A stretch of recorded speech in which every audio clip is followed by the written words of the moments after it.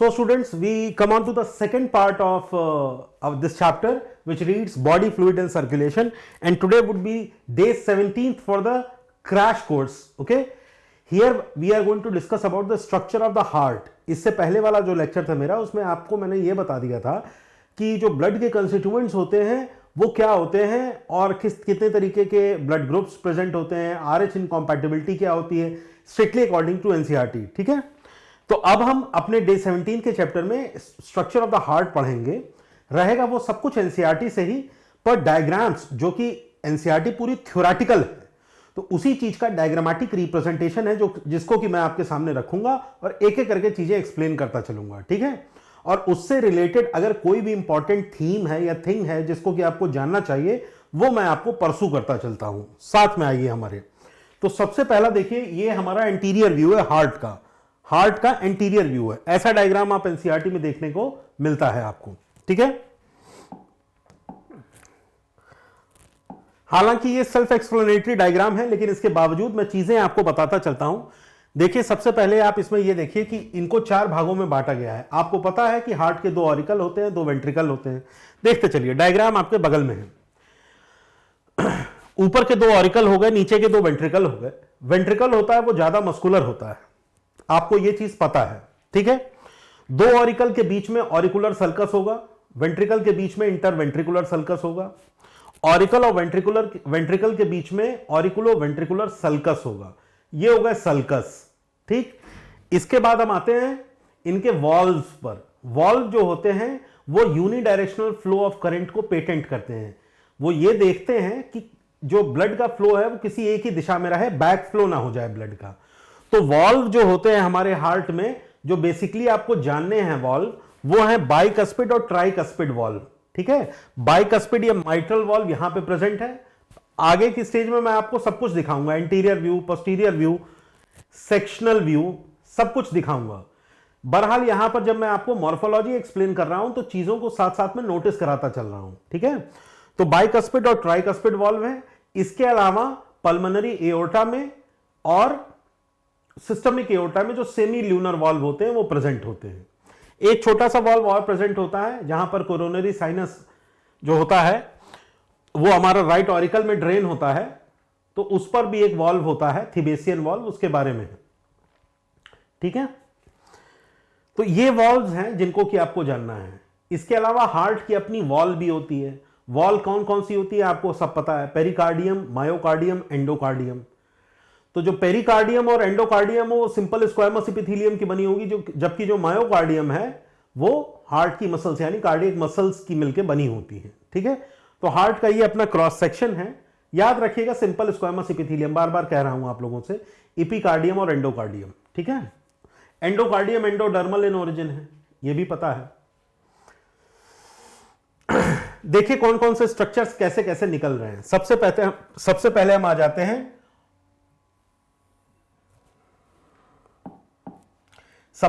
जाते हैं right auricle में. तो जो राइट ऑरिकल होता है उसमें ड्रेन होने वाले स्ट्रक्चर्स कौन कौन से हैं? 3 बेसिक स्ट्रक्चर्स होते हैं.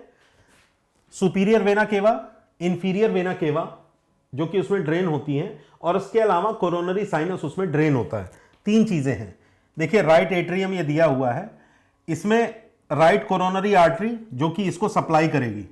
राइट एट्रियम की सप्लाई जो होती है राइट कोरोनरी आर्टरी से होती है. अब आप कहेंगे सर ये कोरोनरी आर्टरी क्या है? तो देखिए जो main portion of the aorta होता है ना, इससे डायरेक्टली एक कॉमन कोरोनरी आर्टरी ड्रेन करती है जो कि राइट और लेफ्ट कोरोनरी आर्टरी में डिवाइड हो जाती है. ये directly from the arch of aorta से इमर्ज होती है. वो हार्ट की वॉल को सप्लाई करती है. भाई हार्ट का जो मस्कुलेचर है वो लगातार वर्क करता रहता है ना, तो उसको भी तो सप्लाई की जरूरत है. ठीक, तो जो राइट कोरोनरी आर्टरी है वो सप्लाई कर रही है इनको. इसके अलावा ये राइट वेंट्रिकल है. ठीक, ये तमाम तरीके की वेसल्स जो है जो इससे निकल रही, right marginal artery, small cardiac vein क्या करती है? ड्रेन करती हैं, हार्ट की वॉल से ड्रेन करती हैं. किसमें ड्रेन करती हैं? Through the coronary sinus into the right atrium. इसी में ही सारा इंप्योर ब्लड इकट्ठा होता है. ठीक है, यहां पर देखिए लेफ्ट कॉमन कैरोटिड आर्टरी. अब ये ब्रैंकियोसेफेलिक आर्च जो ये दिया हुआ है, ये ब्रैंकियोसेफेलिक आर्च, इसी से इमर्ज हो रहे हैं ये सारे अब ये लेफ्ट कॉमन है, ये लेफ्ट सबक्लेवियन आर्टरी है, ये और ये, इन तीनों का brachiocephalic trunk, the left common and the left subclavian, ये एओर्टिक आर्च है, इसी से इमर्ज होता है। इस एओर्टिक आर्च से ये तीनों चीजें इमर्ज हो रही हैं। डायग्राम में साफ समझ में आ रहा है, मैं सिर्फ मेंशन कर रहा हूं चीजों को। लिगामेंटम आर्टीरियोसम इंपॉर्टेंट है। लिगामेंटम आर्टीरियोसम क्यों इंपॉर्टेंट है? डक्टस आर्टीरियोसम, एक्चुअली क्या होता है, एम्ब्रियोनिक स्टेज में इन दोनों के बीच में कम्युनिकेशन होता है, इन दोनों के बीच में कम्युनिकेशन होता है, जो कि जैसे जैसे एम्ब्रियो डेवलप करता है वैसे वैसे ये क्लोज हो जाता है और लिगामेंट के रूप में परसिस्टेंट रहता है। कभी कभी क्या होता है, ये पेटेंट रह जाता है, यानी कि ओपन रह जाता है। तो इसकी वजह से ये पल्मोनरी, लेफ्ट पल्मोनरी आर्टरी जो है, जो कि डीऑक्सीजनेटेड ब्लड कैरी कर रही है, ब्लू से दिखाया है, और एओर्टा जो है, जो कि ऑक्सीजनेटेड ब्लड कैरी कर रही है, उसको रेड से दिखाया है। इन दोनों के बीच में कम्युनिकेशन हो जाता है, तो there is mixing of oxygenated and deoxygenated blood. ये कंजेनाइटल हार्ट डिफेक्ट्स होते हैं, CHTs, उनके अंडर में पड़ते हैं, पेटेंट डक्टस आर्टीरियोसिस। ठीक, तो ये इसका अपना एक क्लिनिकल फीचर हो गया। ये वो सवाल है जो कि आप लोगों से पूछे जा सकते हैं, उनके बारे में मैं यहां पर बताता चल रहा हूं जैसे जैसे जैसे ये चीजें आपके सामने आती जा रही हैं। देखिए, ये आर्टीरियोसम एक लिगामेंट है जो कि एओर्टा और लेफ्ट पल्मोनरी आर्टरी को जोड़ रहा है। तो ये डक्टस आर्टीरियोसिस के फॉर्म में रहता है एम्ब्रियो में।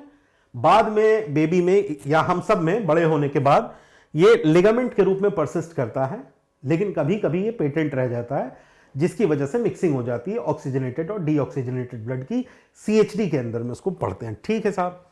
इसके बाद देखिए, ये पल्मोनरी वेन्स हैं, राइट और लेफ्ट से निकलती हैं। राइट लंग से 2 पल्मोनरी वेन निकलेंगी, लेफ्ट लंग से 2 पल्मोनरी वेन निकलेंगी। तो राइट ऑरिकल में टोटल 4 छेद होंगे, तो चारों के थ्रू सप्लाई होती है। ठीक है, तो लेफ्ट पल्मोनरी वेन है, ऐसे राइट पल्मोनरी वेन होंगी। ये राइट पल्मोनरी वेन है, दिखाया इस तरफ है, मतलब ये आ रही हैं लंग से, ये दोनों आ रही हैं लंग से। अभी जब इसका पोस्टीरियर व्यू दिखाऊंगा तब उसमें दिखाऊंगा कि ये 4 की चारों लेफ्ट ऑरिकल में ही ड्रेन होती हैं। तो आप लोग इससे कभी कंफ्यूज मत करिएगा कि सर दिखाया तो इधर है, ये राइट साइड में दिखाया है तो राइट साइड में ड्रेन होंगी, ये उधर से आ रही हैं। ठीक है ना भाई, इधर जो है ये राइट लंग है ना, और इधर ये जो है ये लेफ्ट लंग है। तो लेफ्ट लंग से तो डायरेक्ट आ गई, राइट लंग से आने के लिए इनको इधर आना पड़ेगा ना, ऐसे ऐसे करके तार की तरह आती है, जब पीछे से अटैच होती है। ठीक, ऑरिकल है लेफ्ट एट्रियम का। ठीक है, फिर तमाम तरह की आर्टरी है, सर्कमफ्लेक्स आर्टरी है, सब हार्ट की वॉल को सप्लाई करने के लिए कोरोनरी आर्टरी की ब्रांचेस है। लेफ्ट कोरोनरी आर्टरी बहुत इंपॉर्टेंट है, ये इसका ब्लॉकेज जो होता है मोस्ट कॉमन होता है लेफ्ट कोरोनरी आर्टरी का। Anterior descending left coronary artery जो होती है, LAD कहते हैं, उस आर्टरी में अगर कोआगुलेशन हो जाए तो मतलब फिर बहुत ही खतरनाक है हिसाब किताब, आपका समझ लीजिए। ठीक है, बताऊंगा इसको मैं कोरोनरी आर्टरी डिजीजेस के अंदर में बताऊंगा कि किस तरह से आर्थेरोस्क्लेरोटिक प्लैक्स डेवलप हो जाते हैं, जिसकी वजह से blood runs over a rough surface and formation of clot, dissemination of emboli in the clot, leading to reversible ischemia, manifested angina, sequelae हैं उसके, अटैक एंड अरेस्ट, सब बताता हूं मैं आपको। चीजें बहुत सारी हैं बताने के लिए, पर मुझे देखिए NCERT के सीमा के अंदर ही रहना है। तो इस वजह से अगर आपके कुछ और क्वेश्चंस होते हैं इस वीडियो को देखने के बाद, तो वो आप हमसे अलग से पूछ सकते हैं।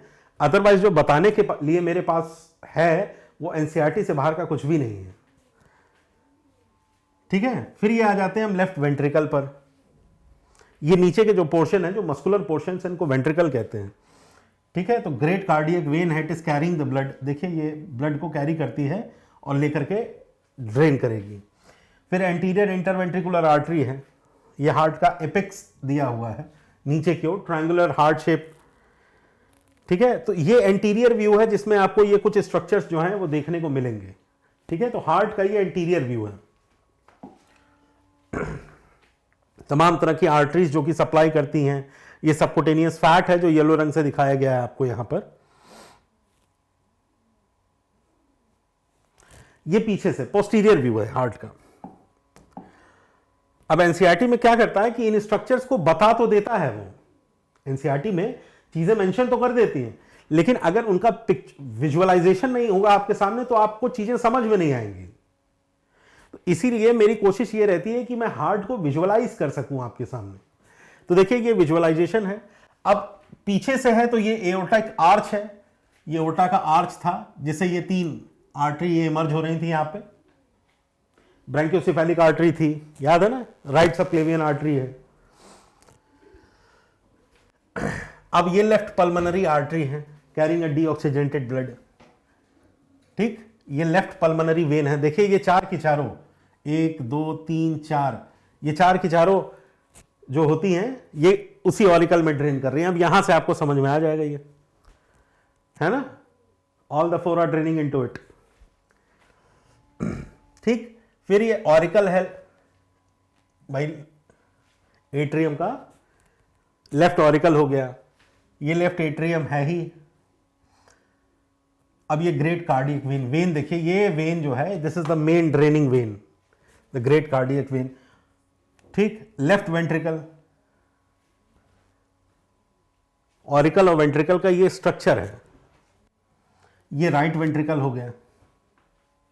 जो आपको जानना है बस उतना ही जानिए इससे, ठीक है। ये राइट पल्मोनरी वेन्स है, ये पल्मोनरी आर्टरी थी, याद है ना, राइट पल्मोनरी आर्टरी है वो, तो that is carrying a deoxygenated blood.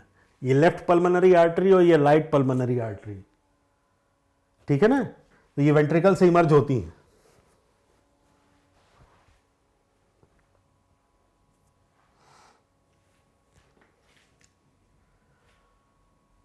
फिर ये इंफीरियर वेना कावा है, inferior vena cava, it is bringing the blood from the lower extremities and the abdomen into the right auricle में। ये देखिए ये कोरोनरी साइनस है, राइट एट्रियम में ही ड्रेन होगा। कोरोनरी साइनस जिसकी मैं बात कर रहा था, which is guarded by Thebesian valve. फिर राइट कोरोनरी आर्टरी है in the coronary sulcus, sulcus धसान को कहते हैं, उसी में आर्टरी होती है। जैसे नदी है, नदी सूख जाए तो धसान हो जाएगी, तो उसी को सल्कस कह देते हैं, और जब तक नदी बह रही है तो साइनस हो गया। फिर पोस्टीरियर इंटरवेंट्रिकुलर आर्टरी है, मिडिल कार्डियक वेन्स हैं। तो वेन्स और आर्टरीज हैं तमाम तरीके की। You can visualise it with the help of this diagram. आप ये डायग्राम देख करके भली भांति समझ सकते हैं कि वो कौन कौन से स्ट्रक्चर्स हैं जो कि इसको डिफाइन करते हैं पोस्टीरियर सरफेस को। अब ये डायग्राम फिर आपके लिए इंपॉर्टेंट हो जाता है। अब इसमें मैंने एक सेक्शन, फ्रंटल सेक्शन काटा है, तो अब जब सेक्शन काटते हैं तो फिर आपको कई नई चीजें देखने को मिलेंगी। आइए देखते हैं कौन कौन सी नई चीजें हैं। भाई सुपीरियर वेना कावा और लेफ्ट पल्मोनरी आर्टरी तो आपने पढ़ी रखी है, सुपीरियर वेना कावा और राइट पल्मोनरी आर्टरी आपने पढ़ी रखी है। अभी मैं आपको बता रहा था सुपीरियर वेना कावा जो है वो ये शोल्डर नेक रीजन से जो है ब्लड को लेकर के आएंगी, ठीक है। तो राइट एट्रियम में ये भी ड्रेन कर रही हैं, they are draining into the right atrium. अब देखिए किस तरह से राइट वेंट्रिकल से ये लेफ्ट पल्मोनरी आर्टरी जो है ये लेफ्ट वेंट्रिकल से, फिर ये राइट एट्रियम है, ठीक है ना, जिसमें कि ये ड्रेन कर रही है। अब आप देख सकते हैं फोसा ओवैलिस, ये अगेन फिर ये कंजेनाइटल हार्ट डिजीज के लिए इंपॉर्टेंट है आपके लिए। फोसा ओवैलिस जो होता है ये अब आपको ये तो पता है कि इसमें ऑक्सीजनेटेड, इसमें डीऑक्सीजनेटेड और इसमें ऑक्सीजनेटेड ब्लड, दो एट्रियम अलग अलग हैं। तो इसमें डीऑक्सीजनेटेड ब्लड कैरी हो रहा है, इसमें ऑक्सीजनेटेड ब्लड कैरी होता है, ये तो पता है ना भाई। यहां पर तो पल्मोनरी वेन्स आकर के ड्रेन कर रही है ना, तो they are carrying oxygenated blood, red से दिया हुआ है। और जबकि यहां पर ये जो राइट ऑरिकल है इसमें डीऑक्सीजनेटेड ब्लड कैरी होता है। तो फोसा ओवैलिस जो मैं यहां पर एक्सप्लेन कर रहा हूं आप लोगों को, दिस फोसा ओवैलिस ये क्या है? It is an intercommunication between the two ventricles in the embryonic stage. शुरू में जब डर्माटोम्स यूज हो रहे होते हैं आपस में, जितने भी छोटे छोटे हैं, तो ये फोसा ओवैलिस जो होता है, it is a communication between the right and the left ventricle. तो एम्ब्रियो में तो जो बेसिक सप्लाई है वो प्लासेंटा से हमें मिल जाती है, तो वहां पे तो इतना पता नहीं चलता है। लेकिन जैसे जैसे एम्ब्रियो का डेवलपमेंट, कार्डियोवास्कुलर डेवलपमेंट होना शुरू होता है, तो उसमें क्या होता है कि ये फोसा ओवैलिस बाद में बंद हो जाती है। लेकिन कभी कभी कुछ कंजेनाइटल हार्ट डिजीजेस हैं, जैसे पेटेंट फोरामेन ओवेल या फोसा ओवैलिस, तो अब इसके पेटेंट होने की वजह से क्या होगा कि again there would be mixing of oxygenated and deoxygenated blood. तो ये थोड़ा कॉमन हो जाता है फोसा ओवैलिस का पेटेंट होना बच्चों में। तो it may lead to blue baby syndrome, जिसमें कि डीऑक्सीजनेटेड ब्लड का जो अपना ऑरा होता है वो पर्पलिश या ब्लूइश ऑरा होता है। तो baby who is born with such a congenital disorder appears to be blue, तो उसको ब्लू बेबी सिंड्रोम्स कह देते हैं। तो blue baby syndrome comprises of basically many of the things, लेकिन एट योर स्टेज आप ये समझ लीजिए कि this is manifested, the skin का जो कलर है वो ब्लूइश इसी वजह से हो जाता है, just because of mixing of deoxygenated and oxygenated blood, because this fossa ovalis is incompletely closed, complete closure उसका नहीं होता है during the development of the foetal. फिर आपको कुछ मसल्स देखने को मिल रही हैं, पेक्टिनेट मसल्स हैं, ये देखिए ये मसल्स हैं, ये कॉम शेप, ऐसे कॉम शेप मसल्स होती हैं, ठीक है, ये ऐसे कॉम शेप मसल्स होती हैं, ये पेक्टिनेट मसल्स, ये ऑरिकल में प्रेजेंट होती हैं, ठीक है। बर्ड्स की आईज में भी याद करिए, अगर आप लोगों ने इनवर्टिब्रेट जूलॉजी पढ़ी हो तो बर्ड के आईज में भी आपको ये पेक्टिनेट मसल्स देखने को मिलेंगी वहां पर भी। फिर ये ट्राइकस्पिड वॉल्व है, 3 कस्प हैं, 3 कस्प हैं तो 3 कॉर्डा टेंडिनी होंगे। कॉर्डा टेंडिनी क्या होते हैं? Basically they are collagenous fibres inelastic in nature, elastic नहीं होते हैं, collagen fibres are inelastic, non elastic fibres होते हैं ना। तो व्हाइट कोलाजेनस फाइबर के ये कॉर्डा टेंडिनी है, देखिए इनको यहां पर मेंशन किया गया है।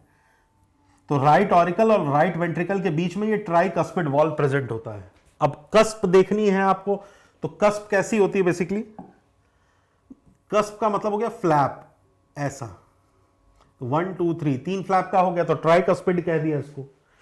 बस इसी से अटैच 3 कॉर्डा टेंडिनी होती हैं।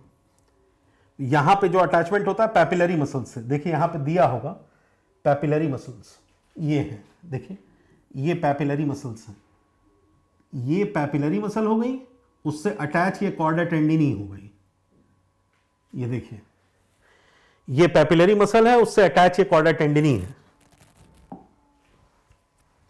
और ट्रिबैकुली कार्नी, ये बेसिकली बल्ज हैं ऑन द पोस्टीरियर सरफेस पर, इस वेंट्रिकल्स के पोस्टीरियर, क्योंकि हाईली मस्कुलर होते हैं ना ये, तो वेंट्रिकल्स के पोस्टीरियर सरफेस पर मस्कुलर बल्ज देखने को मिलते हैं हमें, वो बल्ज जो है उनको ट्रिबैकुली कार्नी कहते हैं।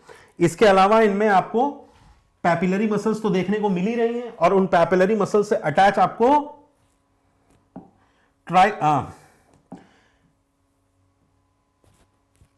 कॉर्डा टेंडिनी मिल रही है देखने को, ठीक है। ये हो गए आपके 3 muscular structures, papillary muscles, chordae tendineae और ट्रिबैकुली कार्नी। तो ये 3 चीजें जो हैं, अब इसमें ट्रिबैकुली कार्नी बेसिकली क्या है? बल्जिंग है मसल्स के, कॉर्डा टेंडिनी कोलाजेनस फाइबर्स है, जो कि एक तरफ तो पैपिलरी मसल से अटैच हो रहे हैं और दूसरी तरफ कहां पे अटैच हो रहे हैं? Flap of the cusp. तो लिख सकते हैं आप, जो कॉर्डा टेंडिनी का अटैचमेंट है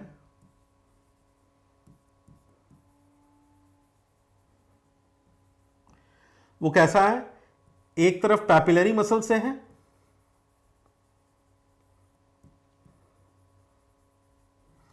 और दूसरा अटैचमेंट कहां है? फ्लैप ऑफ वॉल्व, वॉल्व के फ्लैप से अटैच होते हैं। तो इस तरफ 2 फ्लैप हैं, माइट्रल वॉल्व, बाइकस्पिड वॉल्व, तो आपको 2 ही कॉर्डा टेंडिनी देखने को मिलेंगे। इस तरफ 3 फ्लैप हैं तो 3 कॉर्डा टेंडिनी देखने को मिलेंगे, ठीक। इसके अलावा हार्ट की 3 लेयर्स हैं, इपिकार्डियम, मायोकार्डियम और एंडोकार्डियम। इन तीनों को एक्सप्लेन किया हुआ है, मैंने बताया इपिकार्डियम और एंडोकार्डियम ये सिंपल स्क्वैमस एपिथेलियम के बने हुए हैं, जबकि जो मायोकार्डियम है ये मस्कुलर होता है। तो ये क्रॉस सेक्शन में आपको ये चीजें देखने को मिलेंगी। तो अब ये जो माइट्रल वॉल्व है ये किसके किसके बीच में हो गया, लेफ्ट ऑरिकल और लेफ्ट वेंट्रिकल के बीच में माइट्रल वॉल्व देखने को मिल गया आपको, बाइकस्पिड। इस तरफ आपको ट्राइकस्पिड वॉल्व देखने को मिला है। अब ये देखिए ये पल्मोनरी वॉल्व है, ये पल्मोनरी एओर्टा थी which was carrying the deoxygenated blood ना, तो इस तरह का वॉल्व है। ये इस तरफ तो ब्लड को जाने देगा लेकिन वापस की एंट्री नहीं होने देता, क्लोज हो जाता है। ये ब्लड को यहां से इधर तो जाने देगा लेकिन उल्टी तरफ नहीं आने देता, वॉल्व लॉक हो जाता है, ऐसे लॉक। ठीक है, तो that's why they are called valve, क्योंकि सिर्फ ये एक ही दिशा में ब्लड को जाने देते हैं। अब लगे हाथ में आपको हार्ट में जो आप स्टेथोस्कोप से आवाज सुनते हो, लब एंड डब, वो भी बता देता हूं। जो लब साउंड होती है वो तब प्रोड्यूस होती है जब वेंट्रिकुलर सिस्टोल हो, यानी कि closure of tricuspid valve and bicuspid valve, जब इनका क्लोजर होता है तब लब साउंड सुनाई देती है। और डब साउंड जो तब सुनाई देती है जब पल्मोनरी और एओर्टा जो है इसमें भी ऐसे सेमी ल्यूनर वॉल्व्स प्रेजेंट होते हैं। अगर एओर्टा का क्रॉस सेक्शन लिया जाएगा तो उसमें भी इस तरह के एओर्टिक वॉल्व हैं, जैसे ये एओर्टा के भी सेमी ल्यूनर वॉल्व्स होते हैं। और ये पल्मोनरी वॉल्व्स जो होते हैं ये पल्मोनरी आर्टरी में होते हैं। तो जब इनका क्लोजर होता है तो डब साउंड सुनाई देती है। तो लब और डब साउंड्स हैं ये। यहां पर अगर हार्ट साउंड्स की बात करें, धक धक जो सुनाई देती है, लब एंड डब अल्टरनेट, तो वो इन्हीं वॉल्व्स के क्लोजर की वजह से सुनाई देती है। ठीक है, तो ये टोटल मस्कुलेचर था, कुछ स्ट्रक्चर्स थे जिसको कि आपको जानना था। हार्ट साउंड्स के बारे में मैंने बता दिया आपको कि लब और डब साउंड्स जो होती हैं वो किस तरह से प्रोड्यूस होती हैं। कौन कौन से स्ट्रक्चर्स हैं जो कि किसमें ड्रेन होते हैं आपको पता है। एक बार फिर से मैं आपके सामने इसको रिसाइट कर देता हूं, जो बच्चे उस समय ना कर पाए हों उनके लिए है। ये राइट एट्रियम है। राइट एट्रियम में 3 तरह से ड्रेनेज हो रहा है, superior vena cava, inferior vena cava and coronary sinus का ड्रेनेज हो रहा है राइट एट्रियम में। राइट वेंट्रिकल से ये हो गई राइट वेंट्रिकल, ठीक। फिर ये है पल्मोनरी आर्टरी बाय लेफ्ट ये ट्राइकस्पिड वॉल्व हो गया यहां पर, यहां से निकल रही है पल्मोनरी एओर्टा, ठीक है, जो राइट और लेफ्ट में डिवाइड होकर के अपने लंग्स को सप्लाई करेगी। तो ये इससे निकली पल्मोनरी एओर्टा। फिर ये लेफ्ट और राइट पल्मोनरी वेन्स हैं, ये किसमें ड्रेन कर रही हैं, लेफ्ट एट्रियम में। और राइट एट्रियम जो इतना बड़ा है तो इससे क्या निकल रही है, एओर्टा, ये है ना एओर्टिक वॉल्व, इससे इमर्ज होती है एओर्टा। और ये एओर्टा यहां से ऐसे इमर्ज होती है बाहर की ओर, ठीक है, तो पूरी बॉडी को सप्लाई होती है। तो ये एक स्ट्रक्चर है अंदर का मस्कुलेचर, ठीक। पैपिलरी मसल्स जो होती हैं वो देखिए किस तरह से अटैच्ड हैं हार्ट की वॉल से, ट्रिबैकुली कार्नी से अटैच हैं पैपिलरी मसल। उन पैपिलरी मसल से कॉर्डा टेंडिनी अटैच है और इंसर्टेड जो हैं वो फ्लैप्स पर हैं, वॉल्व के फ्लैप्स पर इनका अटैचमेंट है। At this level of need आपको इतना ही जानना है, ठीक है। अब आ जाते हैं हम इनके कंडक्शन सिस्टम पर, ठीक है। तो ये इनका अपना कंडक्शन सिस्टम है। भाई आपको ये तो पता है कि हमारा मायोजेनिक हार्ट होता है, कुछ स्पेशलाइज्ड मायोफाइबर्स होते हैं जो कि नर्व लाइक फंक्शन करने के लिए एडवांस हो जाते हैं, एल्टर हो जाते हैं, चेंज हो जाते हैं, ठीक है। तो उन्हीं नर्व लाइक मायोकार्डियल फाइबर्स के बारे में हम यहां पढ़ते हैं कि उनका जो मेशवर्क है, जो नेटवर्क है, वो किस तरह का है। तो इसमें 2 चीजें आपको याद रखनी है। देखिए कि क्या होता है, पोलराइज्ड स्टेट यानी रेस्टिंग स्टेज होगी, जो कि आपको याद रखनी है। और डीपोलराइज स्टेट का मतलब होता है कॉन्ट्रैक्टेड स्टेट में होती है मसल्स। ये दो चीजें आप याद रख लो। ये जो पोलराइज्ड स्टेट है हार्ट का, अगर पोलराइज स्टेट है तो एट रेस्ट है, और डीपोलराइज अगर हो रहा है तो कॉन्ट्रैक्ट हो रहा है। ठीक, अब देखो, अब उसी चीज को नोडल टिश्यूज कहते हैं। नोडल टिश्यूज, तो अब देखिए इसमें sinoatrial node, SA node, pacemaker, it generates impulse 72 impulses पर मिनट, सबसे ज्यादा तेजी से ये होते हैं। ठीक है, अब इसकी पोजीशन आप देख लीजिएगा, एकदम अपेक्स पे है यहां कॉर्नर पर। ठीक, आपने ये डायग्राम देखा होगा तो इसमें आपने ये देखा कि दिस वाज राइट एट्रियम ना, ये एट्रियम था, यहां पर होता है एसए नोड, यहां पर एसए नोड होता है।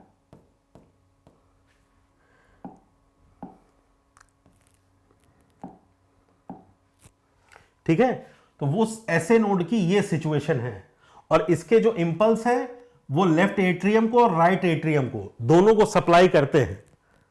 ये देख लीजिए, ये चित्र बना हुआ है। ये मत समझिएगा कि नीचे से फाइबर्स ऊपर जा रहे हैं। तो जो एसए नोड है वो ऑरिकुलर कॉन्ट्रैक्शन के लिए रिस्पॉन्सिबल होता है, उसका जो इंपल्स है। ठीक, नाउ ये this will be an internodal pathway, एक नोड से दूसरे नोड पे जाना है तो इंटरनोडल पाथवे। यहां पे आ जाता है AV node, this is node as AV node, auriculo ventricular node. क्यों? क्योंकि ये ऑरिकुलो वेंट्रिकुलर सेप्टम के पास सिचुएटेड होता है। यहां पे ऑरिकल था, यहां पे वेंट्रिकल था, बीच में ये यहां पर सिचुएटेड होता है। Important point to notice is this impulse, there is an impulse pause of 0.1 second at auriculo ventricular node. यहां पे एक इंपल्स का पॉज होता है 0.1 सेकेंड का। तो इस 0.1 सेकेंड को याद रखिएगा, इसका इंप्लीकेशन है। अभी जब मैं कार्डियक साइकिल बताऊंगा तो इस 0.1 सेकेंड का रोल है वहां पर, इसी वजह से इस डायग्राम में इसको मैंने मेंशन किया हुआ है। 0.1 second at auriculo ventricular node पर इस इंपल्स का पॉज होगा, रुकता है थोड़ी देर के लिए इंपल्स, फिर नीचे की ओर जाता है वेंट्रिकल्स में। ठीक है,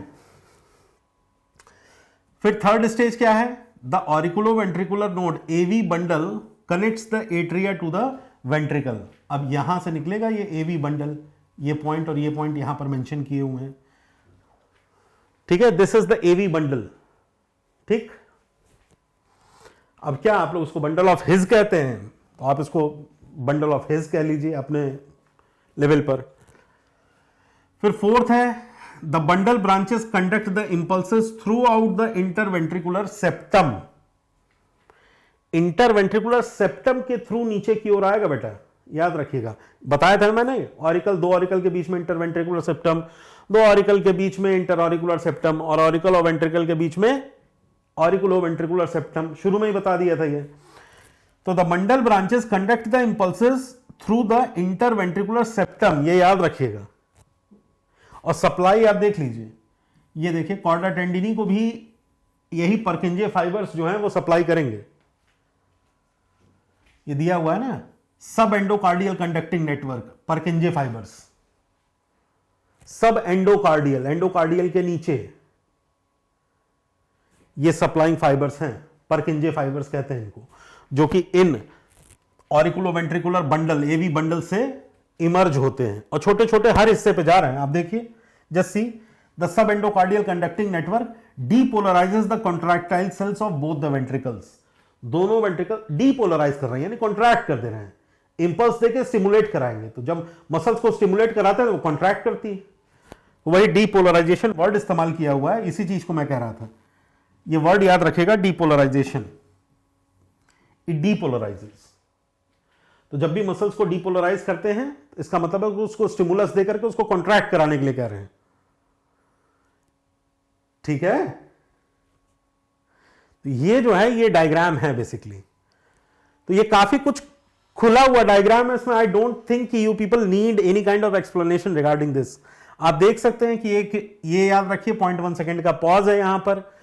किस तरह से ये लेफ्ट एट्रियम और राइट एट्रियम का, इसका सिचुएशन क्या है ऐसे नोड का, राइट एट्रियम के टॉप पे, ठीक है, देख रहे हैं यहां पे जहां पे सुपीरियर वेना केवा यहां खुल रही है वहीं पे है ये। ठीक, फिर ये आप इसको ऑरिकुलोवेंट्रिकुलर बंडल या बंडल ऑफ हिस कह लीजिए। फिर सब एंडोकार्डियल, ये याद रखिएगा वर्ड, ये छोटे छोटे वर्ड हैं, इससे सवाल आता है। सब एंडोकार्डियल बंडल्स हैं पर्किंजे फाइबर्स। 3 तरह की लेयर्स पढ़ाई थी ना आपको, pericardium, myocardium, endocardium. Endocardial bundles, sub endocardial conducting network Purkinje fibres, याद रखिएगा। डीपोलराइजेशन वर्ड याद रखिएगा। ठीक, अब इसी से रिलेट करके हम आपको एक कार्डियक साइकिल समझाएंगे। ये है हमारी कार्डियक साइकिल। तो इस कार्डियक साइकिल में तो ये दिया हुआ है कि किस तरह से ब्लड कहां कहां से कैसे आ रहा है पूरी बॉडी में। ठीक है, तो पहले हम आपको ये समझा देते हैं कि ब्लड का पाथवे क्या है। हालांकि आपको पता है एनसीईआरटी में इसका बहुत बड़ा लंबा पैराग्राफ दिया हुआ है।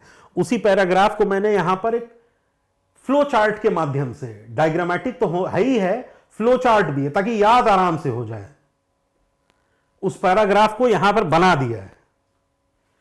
ठीक, दुनिया को पता है कि ऑक्सीजन पुअर ब्लड यानी डीऑक्सीजनेटेड ब्लड को ब्लू से दिखाया जाता है, यहां पे इंडेक्स बना दी है। और ऑक्सीजन रिच ब्लड जो है उसको रेड से दिखाया जाता है। बचपन से पढ़ते आ रहे हैं आप लोग इस चीज को। ठीक है, आपका ब्रेन कस्टमाइज है उस चीज को लेने के लिए।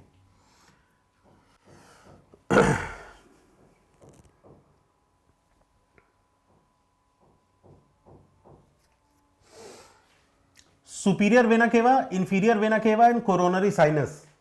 जब से पढ़ा रहा हूं स्ट्रक्चर तब से ये तीनों स्ट्रक्चर समझा रहा हूं, तभी से चिल्ला रहा हूं आपके सामने।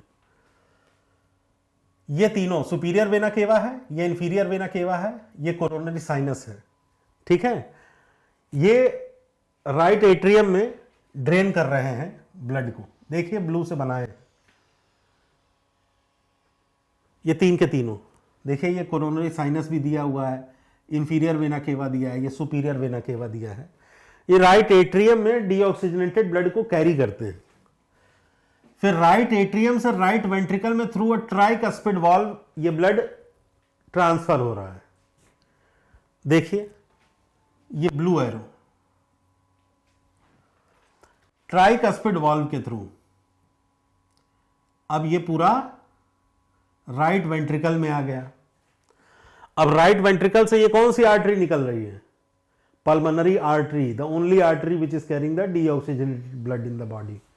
ठीक है, यहां पर 2 सेमील्यूनर वाल्व होंगे कि नहीं होंगे? तो ये दिया हुआ है पल्मोनरी सेमील्यूनर वाल्व के through pulmonary trunk of the pulmonary artery. ठीक है, तो पल्मोनरी आर्टरी है, इसको पल्मोनरी एओर्टा भी कहते हैं। ठीक है, तो पल्मोनरी ट्रंक में ये ट्रांसफर हो जाएगा थ्रू द सेमील्यूनर वाल्व। ये ट्रांसफर दिखा दिया है। अब ये ब्लड यहां से कहां जाएगा? डीऑक्सीजनेटेड ब्लड है तो उसको प्यूरिफिकेशन के लिए कहां जाना चाहिए? लंग्स में जाना चाहिए। तो लंग्स में जाता है राइट और लेफ्ट। भाई लेफ्ट पल्मोनरी आर्टरी और राइट पल्मोनरी आर्टरी में डिवाइड होकर ये ब्लड राइट और लेफ्ट लंग में चला जाएगा। Oxygen poor blood is carried into 2 pulmonary arteries to the lungs to be oxygenated. अभी यही चीज बता रहा था मैं, वही लिखा हुआ है ना, तो जो बताऊंगा वही लिखा हूं। यहां पर फिर देखिए एनास्टिमोसिस है पल्मोनरी कैपिलरीज की। ऑक्सीजनेशन, ये एल्वियोलाई रेस्पिरेटरी सिस्टम में पूरा बताया है मैंने। ये पूरा इस चीज का डायग्राम बनाया हुआ है मैंने कि किस तरह से ये डीऑक्सीजनेटेड ब्लड जो होता है वो एल्वियोलाई की वॉल्स पर एक नेटवर्क, एक मेश वर्क बनाता है, जहां पर डिफ्यूजन के थ्रू गैसियस एक्सचेंज होता है। याद है ना? ठीक है, ऑक्सीजनेशन हो गया, ब्लड का बढ़िया प्यूरिफिकेशन हो गया, ऑक्सीजन रिच ब्लड हो गया। अब वो लाल कलर का हो जाएगा। क्यों हो जाएगा लाल कलर का? क्योंकि हीमोग्लोबिन अब पूरी तरह से चार्ज्ड है। 98% सैचुरेशन हो गया हीमोग्लोबिन का, लाल कलर का हो गया। Now this oxygen rich blood returns to the heart via 4 pulmonary veins. यहां पर ये फीचर याद रखिएगा, 4 पल्मोनरी वेन्स, 2 राइट से निकलेंगे, 2 लेफ्ट से निकलेंगे। ठीक, अब ये हार्ट में आएगा, हार्ट की तरफ चली पल्मोनरी वेन्स ऑक्सीजनेटेड ब्लड को लेकर के। तो ये 4 पल्मोनरी वेन्स हैं, ठीक, पल्मोनरी वेन्स, ये वाली लेफ्ट वाली, ये वाली राइट वाली, चारों ड्रेन कर रही हैं, ठीक। अब लेफ्ट एट्रियम पूरा ब्लड फिल्ड हो गया कि नहीं? जैसे यहां पे ये राइट एट्रियम डीऑक्सीजनेटेड ब्लड से फिल्ड था, अब जो लेफ्ट एट्रियम है इन पल्मोनरी वेन्स की वजह से ऑक्सीजनेटेड ब्लड से फुलफिल हो गया लेफ्ट एट्रियम। अब लेफ्ट एट्रियम से मीट्रल वाल्व से होते हुए लेफ्ट वेंट्रिकल में, बीच में माइट्रल वाल्व था ना, बाइकस्पिड वाल्व, जिसके 2 दिखाया था मैंने उसको सेक्शनल व्यू में, तो यहां पे माइट्रल वाल्व है भाई। जो लेफ्ट एट्रियम और लेफ्ट वेंट्रिकल है उनके बीच में माइट्रल वाल्व प्रेजेंट था ना, तो उसके थ्रू अब ये लेफ्ट वेंट्रिकल में पूरी फिलिंग हो गई, ये पूरी फिलिंग लेफ्ट वेंट्रिकल में हो गई कि नहीं हो गई? उसके बाद लेफ्ट वेंट्रिकल से एओर्टा में ब्लड जाएगा through again aortic semi lunar valve. मैंने उसको भी क्रॉस सेक्शनल एनाटॉमी में दिखाया था कि 2 तरह के सेमी ल्यूनर वॉल्व हैं, एक पल्मोनरी एओर्टा में और एक सिस्टमिक एओर्टा में, दोनों में प्रेजेंट होते हैं। तो फिर उन दोनों के क्लोजर की वजह से ही तो डब साउंड सुनाई दे रही थी। तो एओर्टिक सेमी ल्यूनर वॉल्व जो है उनके थ्रू एओर्टा में ब्लड चला जाएगा। ये this was aorta, aorta emerge करती है ना ये लेफ्ट वेंट्रिकल से भाई, लेफ्ट वेंट्रिकल है, इसी से तो इमर्जेंस है एओर्टा का, सिस्टमिक एओर्टा का, ठीक।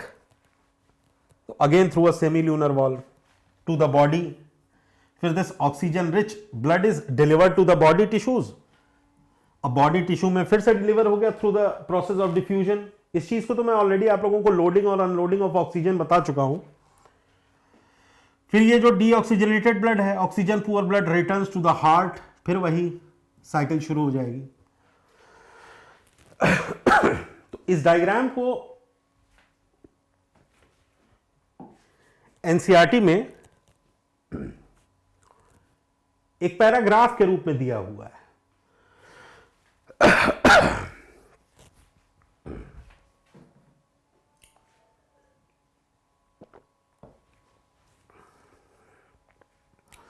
उसी को मैंने यहां पर पिक्टोरियल फ्लो चार्ट के फॉर्म में आपको दिखाने की कोशिश की है।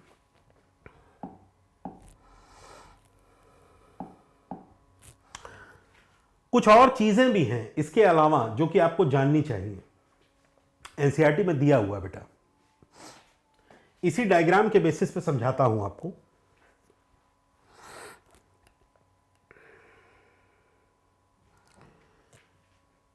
सुनिए,